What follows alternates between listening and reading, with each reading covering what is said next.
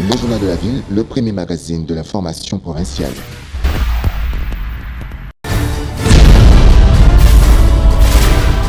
Tout de suite, le journal.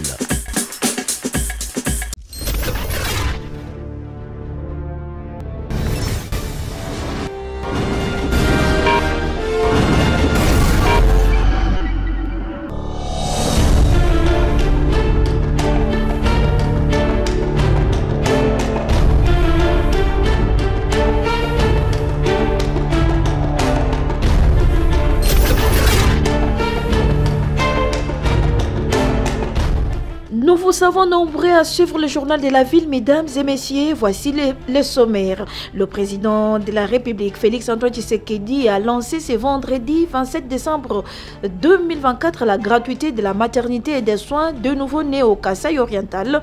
C'est le ministre des Médias, Patrick Mouyaya, qui l'a annoncé au cours d'un briefing presse co-animé avec le ministre de la Santé. C'est tout pour les sommaires. Mesdames et messieurs, encore une fois, bienvenue dans ce journal. Travaux de réhabilitation et de construction de routes à Kinshasa. Le gouverneur de la ville, province de Kinshasa, Daniel Bumba, accompagné de la première ministre Judith Suminwa, était en tournée d'itinérance sur les différents sites où s'exécutent ces travaux en vue de les évaluer. Après visite d'inspection, la première ministre s'est dite satisfaite du constat sur le terrain en termes d'exécution de travaux. Premièrement, j'avais pas voulu faire beaucoup de bruit sur ma descente parce que c'était important de pouvoir le faire dans le calme. Ce qu'on a pu commencer à faire au début. Évidemment, bon, on a été voir les infrastructures et c'est ça qui pose problème parce que même si on a aujourd'hui des embouteillages, les mamans au niveau du marché Somazilida se plaignent parce que elles n'ont plus suffisamment de clients, c'est parce que les routes ne sont pas en bon état. C'est vrai qu'il y a des problèmes, mais on a pu constater aussi que certains travaux ont démarré. On a été par exemple sur Kabambare, les travaux ont démarré. Ça va prendre du temps. Il y a pas mal de choses qui ont commencé à se faire. On a été sur Kukulumba, à Massina. La route va faire le tour pour ressortir sur Poilou. Si on l'a, ça va faire un désengorgement. Bon, on a vu aussi quelques problèmes, des problèmes d'assainissement. Le fait de devoir faire le drainage au niveau des caniveaux, etc. Mais je pense que ensemble, avec la ville, on va pouvoir faire le travail de manière correcte parce qu'on a commencé, c'est déjà un début et on va devoir poursuivre que le travail s'achève. Moi, ce qui m'intéresse aujourd'hui, c'est pas seulement de voir les travaux qui ont commencé, mais c'est de voir comment ils vont s'achever. Je pense que c'est ça le plus important. Je voudrais féliciter la cellule des travaux publics au niveau de la ville, avec madame qui m'a accompagnée et je pense qu'ils font un bon travail de surveillance et c'est ça qui est important. S'assurer que les travaux qui sont faits se fassent de manière convenable et soient achevés.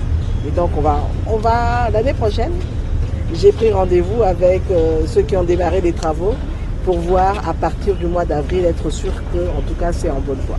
Les routes que vous avez visitées sont essentiellement des ressources.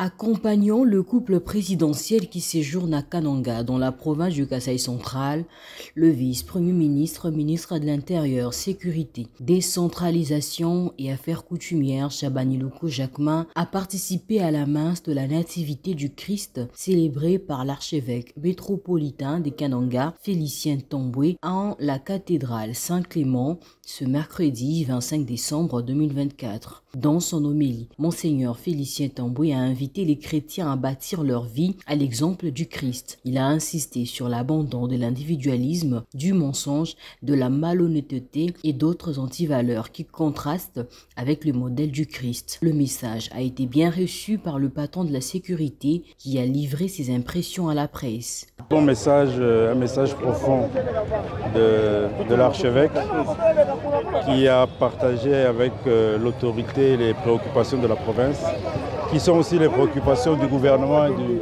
président de la République. Et si vous suivez le discours du meeting du président de la République, vous constaterez qu'il rencontre déjà ses attentes et le gouvernement va se mettre au travail, travailler davantage pour que toutes ces attentes de nos populations du Kasaï soient rencontrées. L'archevêque métropolitain de Kananga a présenté ses vœux au couple présidentiel et a félicité le chef de l'État pour les nombreux projets réalisés ou en cours de réalisation. Pour lui, les routes, l'électricité et le travail constituent les principales préoccupations de la population du Kasaï central.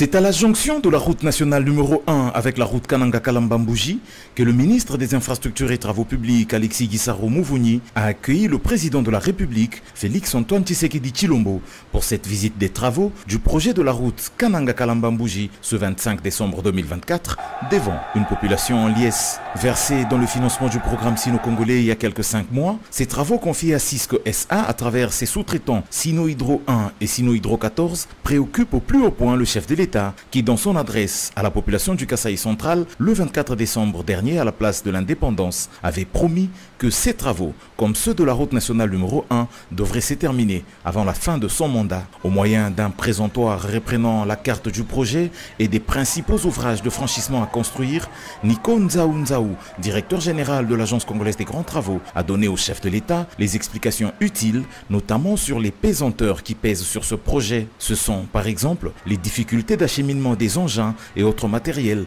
au vu de l'enclavement de l'espace Kasaï. Ceci est en plus exacerbé par des conditions climatiques difficiles avec notamment une fréquence élevée des pluies qui dérange le rechargement de la couche de fondation qui est faite en latérite. Il a cependant rassuré le chef de l'État que tout sera mis en œuvre pour la réussite de ce projet qui est vital pour la région. À l'étape de l'usine de concassage qui est en cours d'installation au PK8 du projet, le président s'est vu rapporter que cette unité produira 350 tonnes de matériaux de toute granulométrie par heure, ce qui permettra d'alimenter utilement le chantier. Visitant les bases vides de 2 entreprises, le chef de l'État a apprécié l'installation et l'approvisionnement en engins qui peu à peu emplissent l'espace du garage. À terme, c'est autour de 150 engins qui sont attendus dans cet espace. Alexis Guissaro, son ministre des Infrastructures et Travaux Publics, résume. Les préalables nécessaires pour la construction de la route, c'est-à-dire qu'il y ait d'abord tous ces grands équipements ou matériels que sont les centrales d'enrobé, les centrales, les ateliers de concassage sont déjà présents. Derrière moi, vous avez vu aussi que les équipements sont là. Il y a à peu près 60 unités, camions et toutes sortes d'engins pour la construction de la route, mais aussi la base vie, parce qu'il faut bien comprendre que les travailleurs qui seront ici vont passer à peu près 2 ans et demi ici, à cet endroit, pour pouvoir construire la route. Alors, que retenir de la visite du chef de l'État ici? C'est que devant le chef de l'État, l'entreprise qui exécute les travaux a pris l'engagement de faire l'ouverture de la route. Donc, dans les 6 mois, à dater de maintenant, c'est-à-dire jusqu'au mois de juin, la route Kananga-Kalambambouji sera totalement ouverte à la circulation. Les 230 km de ce projet que réalisera l'Agence congolaise des grands travaux avec son partenaire Cisco vont compléter les 22 en cours de construction par Arab Contractor pour que Kananga soit finalement connecté à Kalambambouji. Cette visite du chef de l'État est un élément qui va motiver les entreprises à redoubler d'ardeur et qui va également donner de l'assurance aux populations de la région qui attendent impatiemment la réalisation de cette route.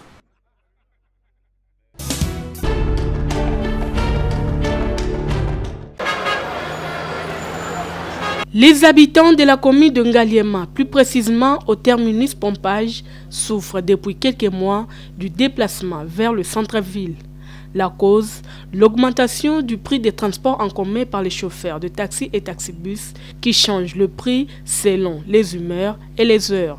À en croire la population de ces coins de la ville, malgré la grille tarifaire officielle mise en place par les autorités de la ville, les conducteurs ne font qu'à leur tête. Embouteillage eza makasi. Premièrement, embouteillage eza makasi. Likamba mibale, likamba ticket. Awa tozo futaka 2500. Ba chauffeur bazo maintenir ka bongo. Bazo respecter l'état té. L'état zolo be pay bango e pay. C'est-à-dire ba bimi tukeza ya bango. Problème tozo lango awa ba chauffeur ba komi mitema mabe. Ba komo ko bombe batuna 2000, 3000, 4000 francs. Il y a un moment où tu as la population, transport exaté, bazo kima tozo bengana bango, o ayena 4000 akei, o ayena 2000 asubatakei. To comment ba konjiba ebi réaction exaté. O sanga na gouverneur de la ville, asa élection tarif. Asa élection tarif de transport, pour ça ne va pas. Na Tongo ba bomba na 2000. Mais transport prix officiel c'est 1500 francs. Commandant Tigambela Zando c'est 1500 francs. Mais comme il a dépassé 2000, 2500, 3000, 4000 francs même. Le grand problème c'est un hôtel de ville. Hôtel de ville, donc on laisse aller 4000, 5000, 6000 francs. De leur côté, les chauffeurs affirment que l'augmentation du prix des transports en commun est causée par les embouteillages. En tout cas, tu as une solution malonga pour embouteillage à ma casse nanzela tu tambola bien tendire zo kanga makanga mamal to sala bien salité.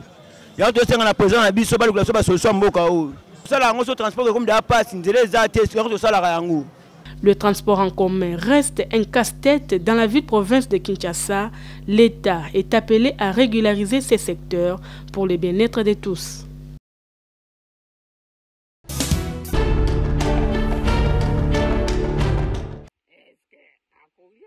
Nous sommes au village Ifomi et Lokokoloko, dans le secteur de Bassankoussou, en province de l'Équateur. Ici, la vie des élèves de l'école maternelle et primaire Epematondo est un calvaire. Ces élèves sont obligés d'apporter eux-mêmes leur pupitre depuis leur domicile et ils parcourent chaque jour 7 km pour venir apprendre pour assurer leur avenir. Lors de la visite du journal de la ville, le constat est amer. Ces enfants âgés de moins de 10 ans apprennent les leçons dans des bâtiments qui laissent à désirer, comme les démontrent ces images. Des conditions qui laissent cette population dans un désarroi. L'école en état de délabrement très total. C'est une école qui a daté, qui a présenté au moins des dessus, au moins des gradués, des licenciés. Nous vivons la pénibilité. Nous lançons des vibrants messages, des vibrants appels aux économiques et purement les leaders qui nous prêtent des mains fortes pour cette école. Pas cette école, nous vivons beaucoup d'écoles. Qu'est-ce que nous n'avons pas de tableaux, nous n'avons pas de bancs, de bâtiments comme vous le voyez, en tout cas dans un état purement très catastrophique. L'un des notables de ce coin revient sur le nombre de cadres que l'Epematondo a sorti depuis sa création en 1970. C'est une école qui a produit des cadres, il y a des licenciés, des docteurs, on a des avocats, on a des médecins qui sont en fait ressortissants de cette école. Mais l'état dans lequel elle se trouve, c'est vraiment déplorable. Et c'est dans un état de délabrement trop avancé. Alors je lance d'abord un appel aux autorités du secteur. Alors, c'est pas au niveau du territoire, même au niveau provincial, et pourquoi pas au niveau national. Au-delà de l'école Epematondo, les centres de santé construits sur le fonds propre de communauté est dans un état délabré depuis sa création. Les patients dorment à même le sol. Pour se procurer de médicaments et matériel sanitaire, ces derniers parcourent des kilomètres. Nous sommes enclavés, nous sommes dans un milieu reculé. Voilà, c'est ça. Comment vous faites pour vous approvisionner en médicaments? Les médicaments, bon, nous produisons les médicaments du chez nous-mêmes. On fait le voyage vers là. Cependant, un appel est lancé auprès des autorités compétentes pour apporter un coup de pouce à cette population, surtout que le projet du chef de l'État des 145 territoires est en vigueur et nécessite un soutien total.